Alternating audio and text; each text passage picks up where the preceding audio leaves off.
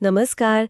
आज हम गैरी वाइनेचुक की किताब क्रशिंग इट का जो हमें सारांश मिला है उसके जरिए पर्सनल ब्रांडिंग की दुनिया को समझने की एक कोशिश करेंगे। हाँ, बिल्कुल। और ये किताब मतलब इसका जो निचोड़ है वो आज के डिजिटल ज़माने के लिए बहुत ही काम का है। सही बात। हमारे पास इसका एक डिटेल्ड सारांश है। तो आज का हमारा मकसद है इस सारांश से वो खास बातें निकालना जो बताती हैं कि कैसे कोई भी कोई भी अपनी सच्चाई, अपनी मेहनत और सोशल मीडिया। और सोशल मीडिया के सही इस्तेमाल से एक असरदार पर्सनल ब्रांड खड़ा कर सकता है। बिल्कुल। और ये सोच ही अपने आप में काफ़ी दिलचस्प है कि आज हर कोई, सच में हर कोई, एक ब्रांड है। वही तो, चाहे आप कलाकार हों, कोई छोटा मोटा बिजनेस चलाते हो या स्टूडेंट ही क्यों न हो, ये अब सिर्फ बड़ी कंपनियों की कहानी नहीं रही। तो चलिए देखते हैं इस सारांश में क्या खास नुस्खे दिए गए हैं। पहला बड़ा आइडिया जो सामने आता है वो ये कि पर्सनल ब्रांड आपकी इज्जत है, आपकी रेप्यूटेशन। सही। डिजिटल दुनिया में लोग आपको इसी से जानते हैं। सारांश में एक बड़ी अच्छी लाइन है, विरासत मुद्रा से बड़ी है, legacy is greater than currency. हाँ, ये बहुत पावरफुल बात है। मतलब पैसा तो ठीक है, पर आपकी जो छाप है, पहचान है, जी, वो ज़्यादा मायने रखती है। बिल्कुल। और इसी पहचान को बनाने का जो तरीका बताया गया है, जी। वो है प्रामाणिकता, ऑथेंटिसिटी। इस पे बहुत जोर है। अच्छा, कैसे मतलब ये सिर्फ अपनी कामयाबियां गिनाने के बारे में नहीं है। सारांश कहता है कि अपनी पूरी कहानी शेयर करो। उतार चढ़ाव, नाकामयाबियां भी, पर्दे के पीछे क्या चल रहा है, वो सब कुछ। वो डॉक्यूमेंट करे, बनाए नहीं। Document don't create. ये भरोसे की नींव रखता है। लोग ना बनावटीपन से थक गए, वो असली इंसान देखना चाहते हैं। सही कहा, असली कहानी। और फिर इस कहानी को लोगों तक पहुंचाने के लिए आता है सोशल मीडिया।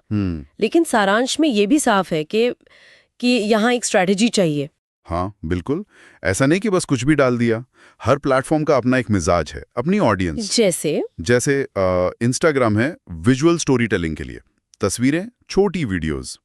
यूट्यूब पर आप लंबे वीडियो बना सकते हैं, गहराई में जा सकते हैं। और टिकटॉक, वो तो आजकल बहुत चल रहा है। हाँ, टिकटॉक या रील्स जैसे प्लेटफॉर्म छोटी, तेजी से फैलने वाली वायरल टाइप की चीजों के लिए हैं। तो एक ही कंटेंट हर जगह चिपका देना वो काम नहीं करता। नहीं करेगा, सही बात है। और ये सब जुड़ता है उस बात से कि आप लोगों को वैल्यू कैसे दे रहे हैं, मतलब महत्व।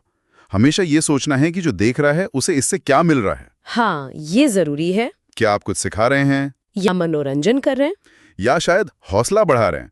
सिर्फ बेचने की कोशिश वो बाद की बात है, पहले विश्वास जीतना है। और यहीं पर सारांश में धैर्य और निरंतरता, मतलब सब्र और लगातार कोशिश करने की बात आती है ना? बिल्कुल। ये कोई 2 दिन का खेल नहीं है, रातों रात कुछ नहीं होता।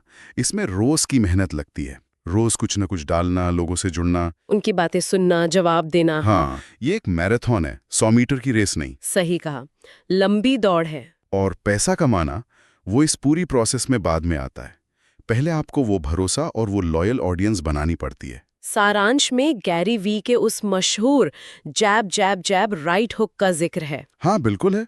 उसका मतलब यही है, पहले लगातार वैल्यू देते रहो, देते रहो, देते रहो। ये हुए जैब्स, लोगों का विश्वास जीतो। और फिर जब सही मौका लगे, जब आपने वो रिश्ता बना लिया है, तब आप कमाई के बारे में सोच सकते हैं। वो है राइट हुक। जैसे कि स्पॉन्सरशिप या अपना कुछ बेचना। हाँ, कुछ भी। स्पॉन्सरशिप हो सकती है, अपना कोई प्रोडक्ट या सर्विस हो सकती है, मर्चेंडाइज हो सकता है। लेकिन पहले सेवा, फिर मेवा। पहले वैल्यू, फिर आस्क। ये बात अच्छी तरह समझाने के लिए सारांश में असल जिंदगी के उदाहरण भी हैं। हाँ, कई हैं। जैसे कोई फिटनेस कोच है जिसने इंस्टाग्राम पर लगातार अपने वर्कआउट रूटीन, टिप्स शेयर किए और एक बड़ी कम्युनिटी बना ली। अच्छा। या कोई बेकर है जो अपनी रेसिपीज, किचन में क्या चल रहा है वो सब दिखाता है और लोग उससे जुड़ जाते हैं। ये दिखाता है कि अपने पैशन को डॉक्यूमेंट करना कितना पावरफुल हो सकता है। और एक कोड भी है उसमें जो मुझे काफी अच्छा लगा। कौशल सस्ते हैं, जुनून अनमोल हैं। Skills are cheap, passion is priceless. वाह, हाँ, ये बहुत गहरी बात है। क्योंकि यही जुनून, यही पैशन आपको असली बने रहने की ताकत देता है, रोज मेहनत करने की एनर्जी देता है। सही। अगर आप जो कर रहे हैं उसे लेकर अंदर से वो आग नहीं है, वो जुनून नहीं है, तो फिर लंबे समय तक टिके रहना, असली बने रहना बहुत मुश्किल हो जाता है। हाँ, फिर वो डॉक्यूमेंटेशन भी बोरिंग लगने लगेगा शायद। एग्जैक्टली, जुनून ही उसे दिलचस्प बनाता है। तो कुल मिलाकर इस सारांश का निचोड़ क्या निकलता है? मतलब जो सुनने वाले हैं उनके लिए टेक अवे क्या है? निचोड़ ये है कि कि आपको अपनी पहचान बनाने, अपना ब्रांड बनाने, सफल होने के लिए किसी की परमिशन की जरूरत नहीं है। आपके हाथ में वो फोन है, हाँ, है ना? आपके पास अपनी कहानी है, अपनी आवाज है। हाँ, बस उसका इस्तेमाल करना है। बिल्कुल, उसका इस्तेमाल करें, दूसरों के लिए कुछ वैल्यू क्रिएट करें, उनकी मदद करें और एक ऐसी जिंदगी, एक ऐसी पहचान बनाएं जिस पर आपको गर्व हो। हाँ, तो संदेश है, अभी शुरू करें। हाँ, असली रहें और टिके रहें। सही। पर ये सारी बातें एक दिलचस्प सवाल भी खड़ा करती है मेरे ख्याल से, क्या? कि आज के इस डिजिटल शोर शराबे में जहां हर कोई अपनी कहानी सुना रहा है, हर कोई कंटेंट बना रहा है, वहां अपनी उस खास, उस यूनिक, उस असली आवाज को ढूंढना, हाँ, उसे बनाए रखना और फिर उसे समझदारी से स्ट्रेटेजिकली दुनिया के सामने रखना, शायद यही आज के दौर में सबसे बड़ी चुनौती भी है। और शायद सबसे बड़ा मौका भी। हाँ, बिल्कुल, चुनौती और मौका दोनों।